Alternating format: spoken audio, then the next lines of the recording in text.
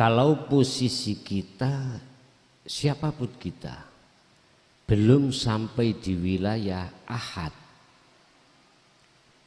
pasti akan mengadakan bahwasanya selain Allah itu ada.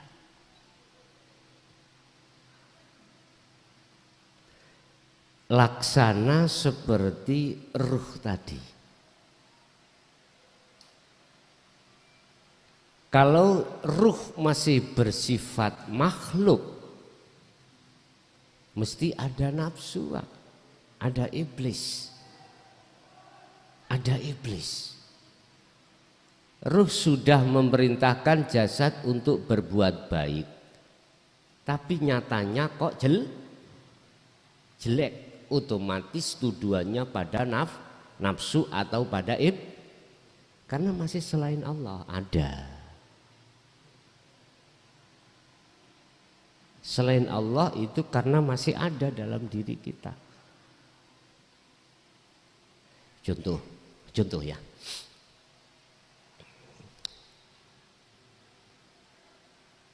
Di majelis ini aku tanya, hati jenengan beriman kemana? Yang memberikan bimbingan petunjuk ini makhluk seongkok klason apa Allah? Tergantung jenengan. Kalau jenengan sudah di akad, pasti tidak akan beriman datangnya dari makhluk. Tapi bukan lantas aku iki Allah. Paham maksudnya?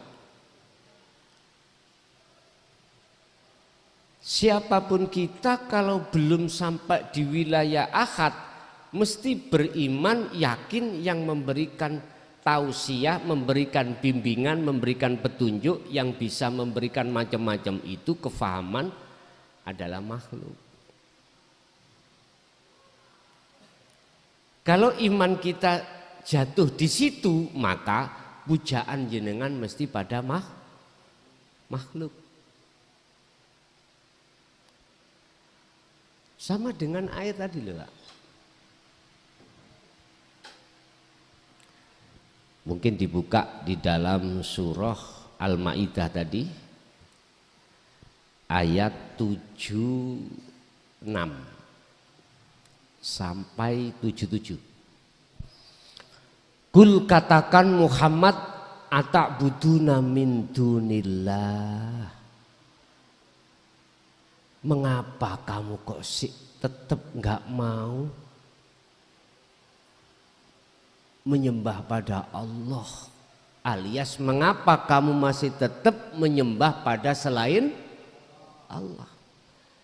Mengapa kau masih beriman selain Allah? Jadi Allah yang ku maksud bukan nama loh Pak ya.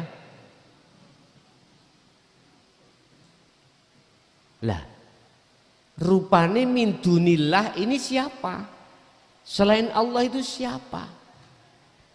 Yaiku mala yamliku lakum dzarraw wala naf'an. Itulah sesuatu yang tidak bisa memunculkan terhadap dirimu tentang bahaya dan manfaat. Berarti apa? Makhluk toh? Makhluk.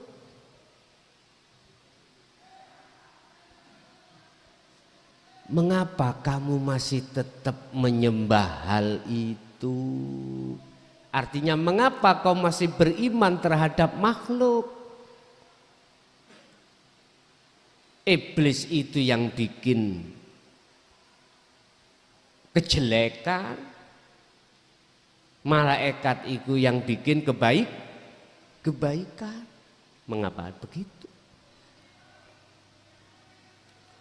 Padahal makhluk itu sifatnya terhadapmu itu la yamliku dzarraw wala naf'an.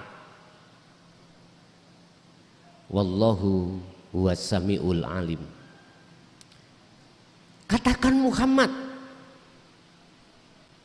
mengapa Rasulullah mengatakan Yang isi kalimatnya adalah mengapa kamu masih tetap menyembah selain Allah? Mengapa? Apa asbabun nuzulnya?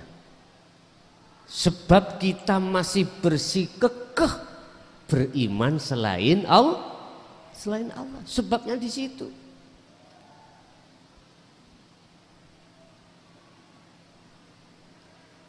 Kul, katakan lagi Muhammad, ya ahlal kitab.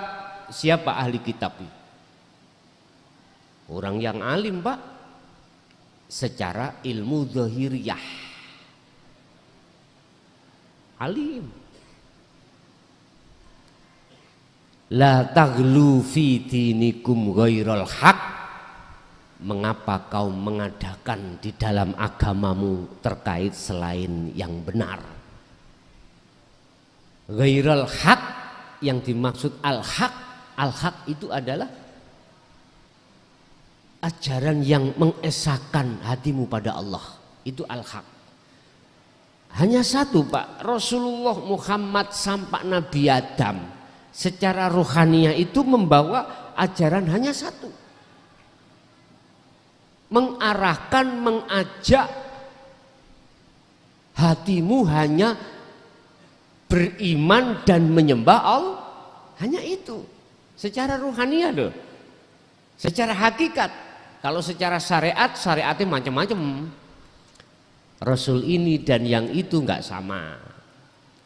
Tapi secara hakikatnya adalah mengajak hatimu, dirimu untuk menyembah, beriman hanya pada Allah. Tapi mengapa hal itu tidak kau sampaikan, bahkan kau mengada-ngadakan bab-bab yang lain? Paham bab-bab yang lain, Pak? Bab-bab yang lain terserah bab opo ae ini. Jadi ghairul haq ini adalah di luar dari dinut tauhid. Di luar. Ini karena ruhaniyah loh, Pak, bukan secara dhahiriyah. Ini secara hakikiyah, bukan secara syariah.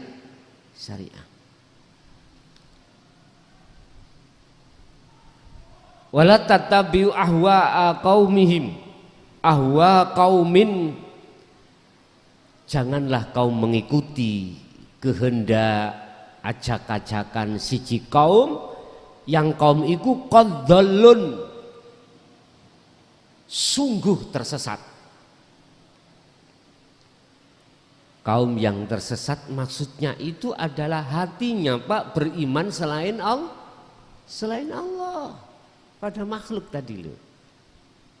Inilah kaum yang tersesat. Min qablu, lah kaum sebelum kita. Berarti kita dapat warisan-warisan makalah-makalahnya yang ghairul haq. Makalah-makalahnya akhirnya kadang kita jadikan sebagai adat, kadang kita jadikan sebagai pedoman dan lain sebagainya.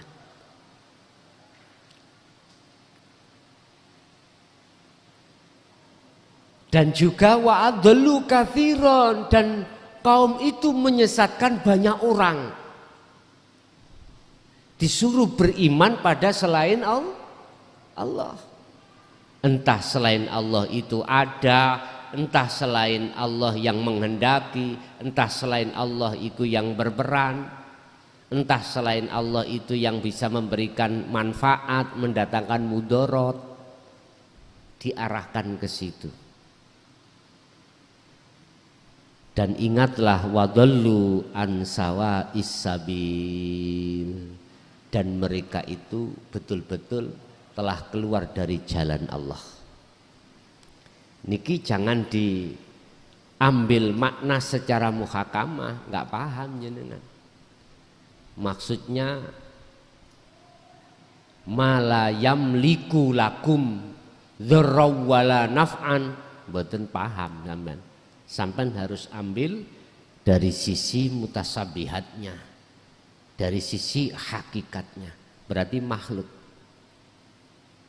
Makanya ada istilah syirik khafi, syirik jali ada di sini. Bapak Ibu, kalau pertanyaannya siapa yang melakukan itu, tetap Allah. Bahasa sanepan adalah ruh. Kok muncul iblis? Itu karena kita belum di titik ahad. Kita mengatakan bahwasannya yang berbuat jelek adalah iblis, itu dikarenakan ruhaniyah kita belum di wilayah ahad. Makanya gak salah. Dalam satu ayat Allah katakan kalau baik datangnya dari Allah, kalau jelek itu datangnya dari nafsumu sendiri. Udah, berarti ada dua penguasa. Allah tidak menguasai perkara yang jelek. Allah hanya menguasai perkara yang baik. Sing jelek tadi nafsu atau iblis.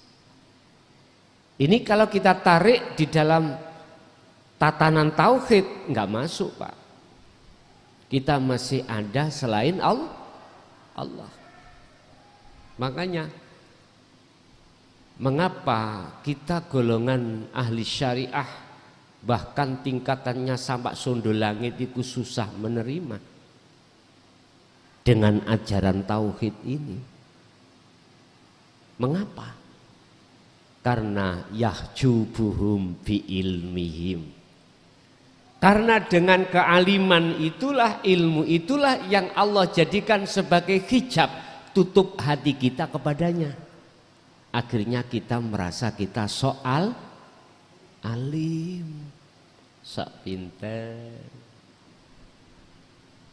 Wes nanti gak suka Pak kalau ada orang lain yang lebih alim, gak suka. Memang nafsu iblis itu menanamkan hasad seperti itu. Makanya susah, Pak. Saya bisa katakan hal ini ketika saat mulai tahun 2000 sampai 2023 ini 23 tahun saya berkoar-koar berkomentar tentang dinul tauhid. Keluh kesah, umpama saya sensus, malah sing gampang nompo itu golongan menengah ke bawah. Golongan menengah ke atas ya bisa sih, bisa, cuman minoritas. Ini loh Pak, saya bisanya mengatakan itu karena sudah saya alami selama 23 tahun. Dan itu mohon maaf cara pertentangan yang luar biasa dari ahli kitab. Saya hanya belajar untuk meniru Rasulullah. Apa? Gak gampang, gak mudah menyalahkan mereka yang menyalahkan. Caranya bagaimana? Dalam hati saya hanya berkata kepada Allah, yang membikin hal itu juga Allah. Bahasa syariat karena keterbatasan pengetahuan tentang dinut tauhid lah akhirnya menolak. Hanya itu. Tapi tidak saya ucapkan Pak, cukup di dalam hati. Jadi enggak ada masalah. Memang perjuangan itu kalau tidak ada pertentangannya ya kurang manis lah Pak, ya kurang manis. Jadi Bapak Ibu, dari pertanyaan siapakah yang melakukan itu? Kalau toh iblis, kasihan iblis. Saya jawab bukan. Itu yang melakukan adalah Allah. Saneponi adalah roh. Sanepo, isaroh. Tapi saya tidak memakai bahasa isaroh. Bahasa aslinya adalah Allah. Jadi kalau boleh saya katakan, baik perkara yang dianggap manusia itu bagus ataupun jelek, taat atau maksiat, yang berperan hanyalah Allah. itu bahasa kebenaran di dalam hati saya ungkapkan di luar, tapi akhirnya jadi gap. Makanya gak usah ditiru, cukup di dalam hati aja ya. Oke, jadi Pak, tinggal kita itu melihat dari kacamata mana. Kalau kita dari kacamata syariah, kacamata kita belum ke akad, ya mesti kita harus mengatakan itu iblis, itu nafsu. Masa sih Gusti Allah bermaksiat? Itu loh bahasa syariat. Gak mungkin lah, gak mungkin. Allah itu mesti bagus. Nah, tapi ini saya jawab dari sisi kacamata hakikat, kacamata aslinya. Jenengan sudah diakad, mboten saged jawab kalau itu iblis. Tidak. Yang berlaku beraf'al itu adalah Allah. Yusyahiduna annal fa'ila huwallahu ta'ala. Dan atau dengan dasar surat Maidah 76 tadi, selain Allah tidak bisa memunculkan manfaat atau mudarat, bahaya atau tidak. Nggih, wonten melih monggo.